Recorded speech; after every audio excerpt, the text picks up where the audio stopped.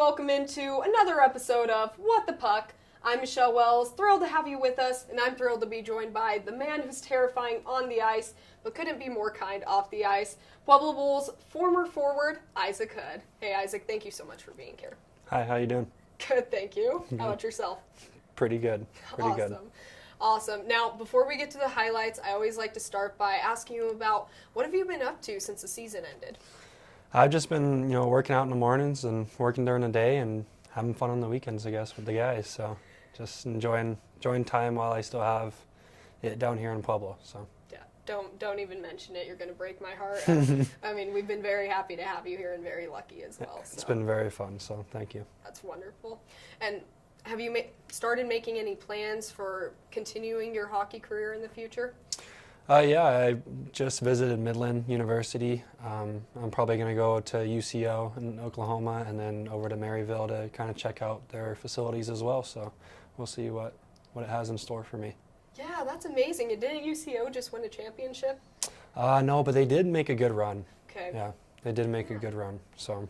Yeah, that's awesome. Well, won't keep you waiting any longer. Now it's time for the moment you've been waiting for. Let's get to the highlights.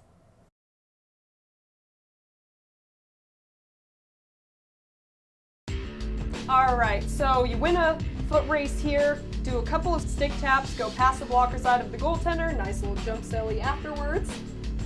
And here comes my favorite part. Nice little salute to the crowd. Love to see it.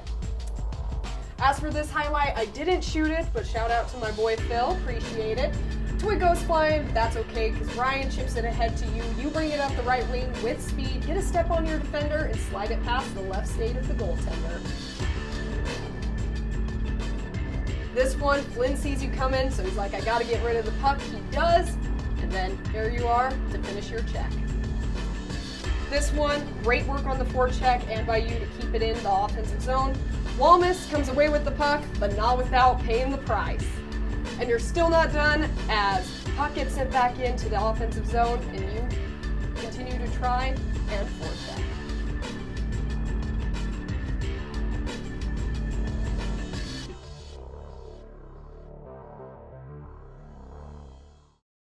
All right, so obviously a lot to go over with your highlights. They're very excellent plays, but let's just start by going back to this first one. As I mentioned, this is a shorthanded opportunity here. You had a lot of those opportunities throughout the season as you do a great job on the penalty kill.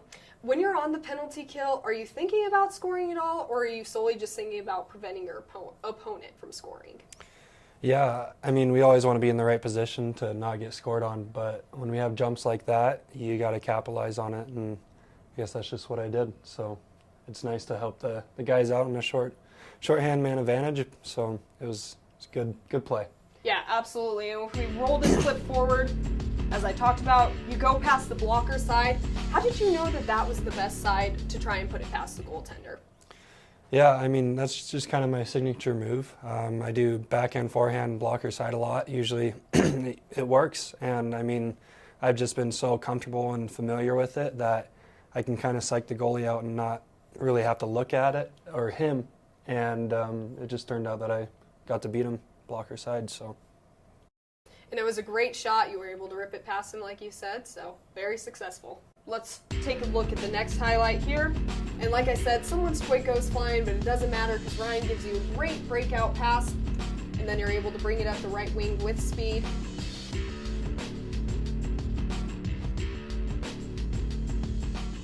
First off, just go ahead and walk me through what you saw in this play, like I said, because it seemed like the goaltender had the left side of the cage completely shut down, and yet somehow you were still able to slide it past his left skate. So go ahead and walk me through it.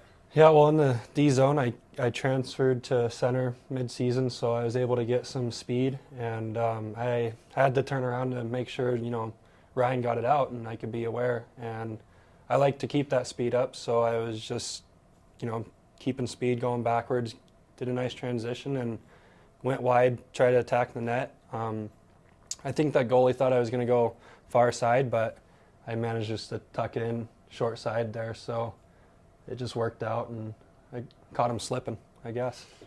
And it's always awesome when you can fool a goaltender, and like you said, you did catch him a little bit on this play. And switching to center, there's a lot of defensive responsibility that comes with that as well. So I think that's impressive that you were able to change like that and adapt. So, Thank you. Yeah, awesome. Let's roll on to the third highlight here. And it's an excellent check, like I said. Complete follow through, doesn't get any better than that. At what point in your hockey career did you decide, okay, this is going to be my style of play? I'm a player that finishes checks, throws the body around, helps out on the PK, and I can score goals whenever they're needed.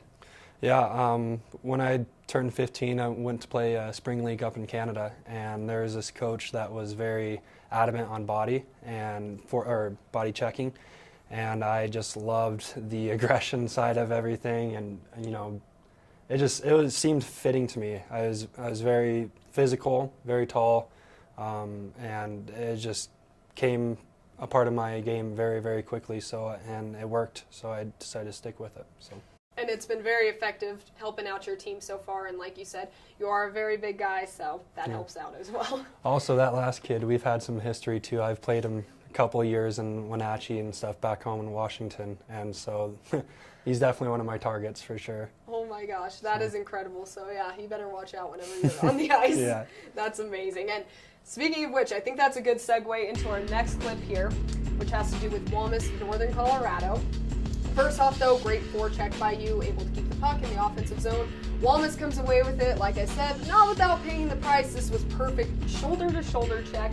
And the reason I love this one so much is because Walmus doesn't tower over you, but he definitely is taller than you.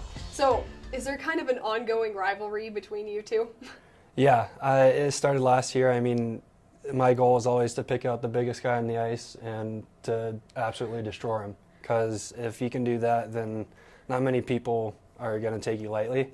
And so he's been one of my targets for sure, and he's actually a critical piece to that team. And if I can take him off his game and get him scared, then it works out for us. But yeah, we've had a lot of history, and we do go round and round. So. Got to earn your respect like that, I guess, going after the biggest guy on the ice. So. Yeah. Now, I asked Marzi a similar question, but in your opinion, what are the proper mechanics of a proper check? Yeah, you just got to tighten up the core. I think the biggest thing is you got to have a solid base. If you're not going in there with a good base structure with your legs and your skates rooted in, you're going to get tossed around pretty easy. And then the final thing is you just drive that shoulder through their chest and make them pay. So. That's an excellent description.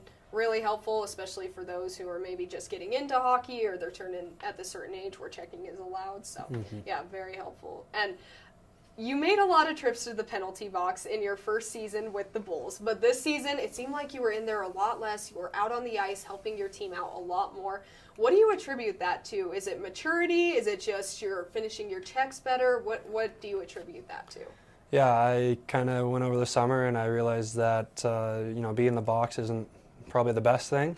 I'd rather be out there and contribute some goals or some hits or even an assist. But I like playing time. I like being out there, and I just thought even going farther too, with other teams going in the higher ups, like you just can't be in the box. So it's an easy shift. I just got to keep my mouth shut and watch what I do. So I guess. Yeah, it's always fun exchanging chirps with the other team and things like that. Yeah. But like you said, it's important to have that maturity, and when you get to those higher levels, you will be more of an asset on the ice than you will be in the box. So, yeah, and it's been a pleasure watching you mature throughout your career here in Pueblo. I appreciate it. Thank you. Absolutely. Now, we've gone through the highlights, Isaac, so now it's time for a segment on the show called Just Puckin Around. And my first question to you is, I know you're a big fan of water polo, so which 6 teammates would you want to have on your water polo team? 5 outfield players, 1 goalie. Oh, I'd have to say, I think Clayson. Clayson's has very good stamina. I think LG, because he's a dog, he won't quit. Man, who else? I think Max Edgerton. He has some height to him, and I think he'd have a solid base up there. For goalie-wise, maybe Jack, because he's pretty light and he can probably get out of the water pretty easily. What are we at? 4 now? 4 or 5? Yeah. I think last one would have to be a tie for Greg or Ian, or Yeah, I think that's about it. Gregory Ian, really. Too, I haven't really seen many people swim, so they better be good swimmers. Yeah, I mean, it sounds great to me. I know nothing about water polo, but I guess if it translates to hockey, you got Axel Clayson. Sorry, I've always been pronouncing that wrong. It's Clayson.